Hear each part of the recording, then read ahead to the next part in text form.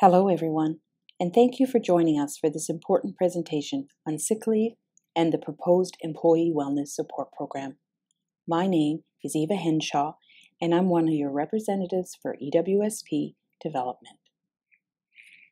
In this presentation, we hope to give you an overview of the Employee Wellness Support Program, which is currently being negotiated as a proposed replacement to our current sick leave. We will be walking you through some of the background to this file, the reason why we're working to create a better plan for our members, how that work is getting done, and what progress we've made to date. We will also walk you through a series of real-life scenarios so that you can get a sense of how these changes would impact you in actuality. To start, let's go over some background information. When the Harper government was in power, they went to the media and alleged that excessive sick leave was being used by public servants. This was a lie, and unions were able to refute this claim with real data. But that didn't stop the Conservative government. They introduced Bill C-59, which would have unilaterally imposed a new sick leave regime.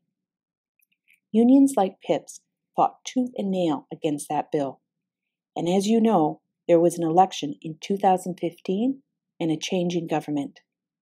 PIPSC took advantage of this opportunity and was able to negotiate a memorandum of agreement on sick leave to protect members like you from the unilateral and unfair assault against your sick leave benefits by the employer. This memorandum of agreement, which was signed in December 2016, is part of your collective agreement today, and we encourage you to look it over as it contains many points that the proposed system will include. So the most fundamental question that any member would ask is, why change? We fought so hard to protect our sick leave benefits. Why would we want to change them? The simple answer is that we want better support for our members. Under the current regime, many members are at a disadvantage. Half of our members do not have enough sick leave to bridge to long-term disability. The current system does not have support for previous illnesses, injuries, and chronic episodic illnesses, or for domestic violence. Our new members do not have large sick leave banks. That leaves them vulnerable and forces them to take leave without pay if they are sick for a lengthy time. There's also an issue of gender disparity. Statistics have shown that women will use more days than men, an average of 2.5 days more a year. That's because, according to the same statistics, a greater number of women tend to utilize sick leave to take care of their children when other leave options are not available. So for those reasons, we believe that changes need to be made to make the system more responsive to the needs of our members. Obviously, we're fighting for positive changes, not the kind of changes the government wanted to force upon us through Bill C-59. In order to get the best results at these negotiations, we created the following structure. We have an advisory team made up of PIPSC stewards who represent different groups from the core public administration, AFS group, and separate employers. They meet on a regular basis and provide direction to the technical committee. The technical committee is where the employer's team meets every 2 weeks with the unions to hammer out the details of the plan. The committee is made up of representatives from the employer, PIPSC, and other unions, including CAPE, ACFO, and IBEW. These are the unions that signed similar memoranda of understanding as PIPSC. The PIPSC team is made of professional staff and 3 representatives from the advisory team. The technical committee then reports its recommendations up to the steering committee, which is ultimately responsible for the direction of the talks at the technical committee and ensures the progress of the file. The steering committee is made up of Treasury Board reps, our PIPSC president, and representatives from CAPE, ACFO, and IBEW. As we mentioned before, without the MOA that we negotiated, we would be forced to live under a new sick leave regime that was prescribed in Bill C-59. You might be asking yourself, What's the difference between Bill C-59 and the MOA? The bill would have restricted us to 6 annual sick days, with only 2 carryover days per year. In comparison, we were able to negotiate 9 annual sick days, with 3 days being carried over each year. So that's a big plus. Another big difference is what happens when someone runs out of sick days. Under Bill C-59, when a member runs out of sick days, they would have had to apply to a short-term disability plan that was going to be contracted out to an external provider. Under EWSP, however, we have a salary continuance plan that will be administered internally in the federal government. What does salary continuance mean? The salary continuance plan provides full 26 weeks of leave with 100% of pay. This means that all current benefits continue, including the accrual of pension and vacation credits. As well, 26 weeks is available to you per occurrence of illness, injury, or health condition. That's really important and a big positive of the proposed plan. The employer was initially insisting on a 3-day qualification period for the salary continuance plan.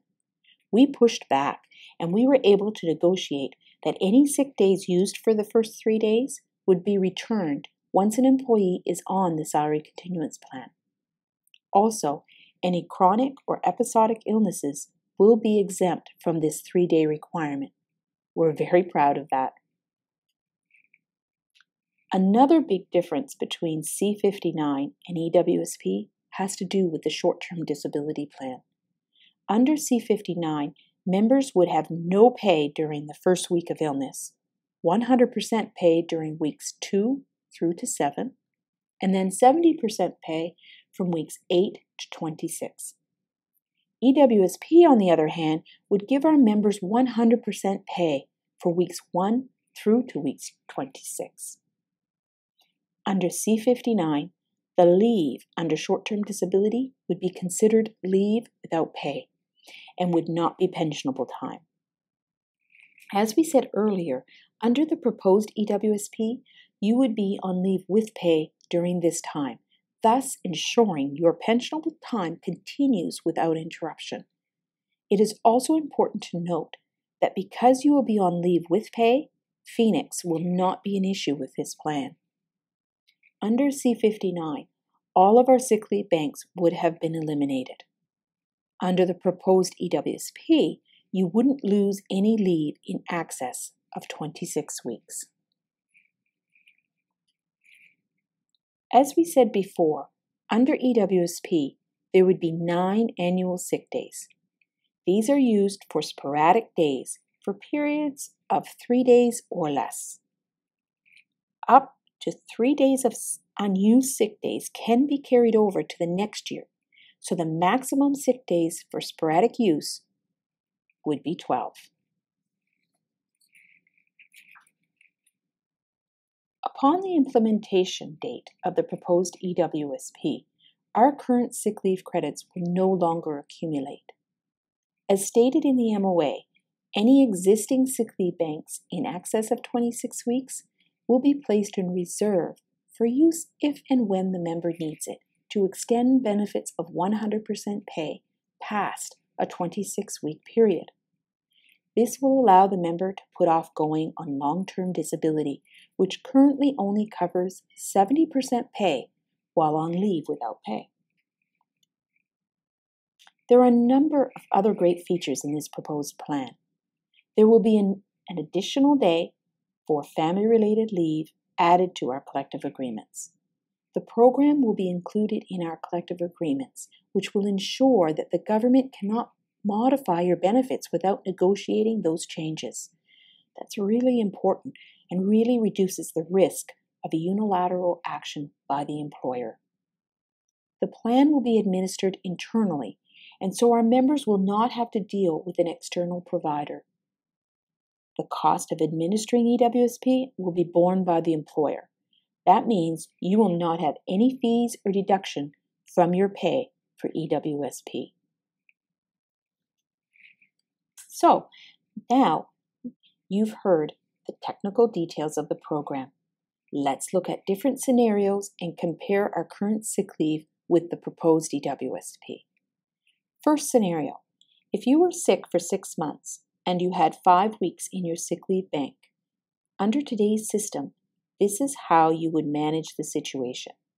You would use your 5 weeks and receive 100% pay for those 5 weeks.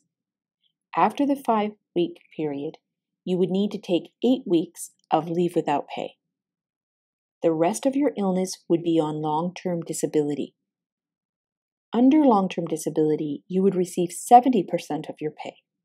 So for the 26 weeks that you would be sick, you would get 14.1 weeks worth of your salary. When you're healthy and you return to work, you would no longer have any sick leave in your bank, and you would need to start to accumulate from zero. Now, what would happen in the same scenario under the proposed EWSP? Under the proposed EWSP, you would receive 100% of pay for the full 26 weeks. When you're healthy and you're back to work, you would still have 26 weeks available to you for another illness if you needed it. Your annual sick days for any sporadic illnesses would not have been touched at all. Let's look at another scenario. This time, imagine that you were sick for 6 months and you have 40 weeks in your sick leave bank. Under today's sick leave regime, you would use 26 weeks of sick leave and be paid 100% for the entire time. But upon your return to work, you would only have 14 weeks left in your bank. Under the proposed EWSP, your 26 weeks will be covered with 100% of your pay. When you're back to work, you would still have 40 weeks available to you for a future illness, as well as your untouched annual days. This is because your weeks above 26 weeks in your bank will be kept for you in reserve so that in the future, you need to extend past 26 weeks, you would be able to use your reserve. Next scenario. Let's imagine that you need 2 years of leave due to an illness, and you have 40 weeks of sick leave banked. Today, you would use all 40 weeks and then be forced to take long-term disability at 70% for 64 weeks. That means for the 104 weeks that you are on sick leave, you would receive the equivalent of 84.8 weeks of your salary. Under EWSP, the exact same coverage would occur. This is because EWSP allows for 26 weeks of coverage at 100% of pay. Then you would be able to utilize your reserve bank of 14 weeks. The long-term disability portion would be the same. The difference between the current system and the proposed EWSP shows up when you return to work. Under the current system, you would come back to work with 0 sick leave. Under EWSP, you would have access to another 26 weeks of coverage if needed for a future illness. Now, let's say you are sick for 5 days and you currently have 26 weeks in your banks. How does this compare to EWSP? Today, you would use 5 days of your bank, and upon return to work, you would have reduced your bank down to 25 weeks. Under EWSP, your 5 days would be covered, and you would still have 26 weeks for a future illness if you needed it, as well as your other annual sick days. So, where do we stand in the process, and what lies ahead? The progress that we have made to date includes agreement on the vision and the guiding principles. It also includes program design features and the development of process flowcharts and definitions from the perspective of an employee. These are important because they guide us in talks in developing the fine details of the finished tentative program. Our target date was originally set for September 2018, but was extended under mutual agreement to December 2018. If we do not come to a final agreement, the current system will remain in place. We hope that this presentation and the scenarios we've laid out give you a sense of what we've accomplished in the negotiations for EWSP. Ultimately, our goal has been to create an EWSP that's a lot more responsive to the needs of members. Thank you for taking the time to view this presentation. Please share it with your colleagues who may be interested.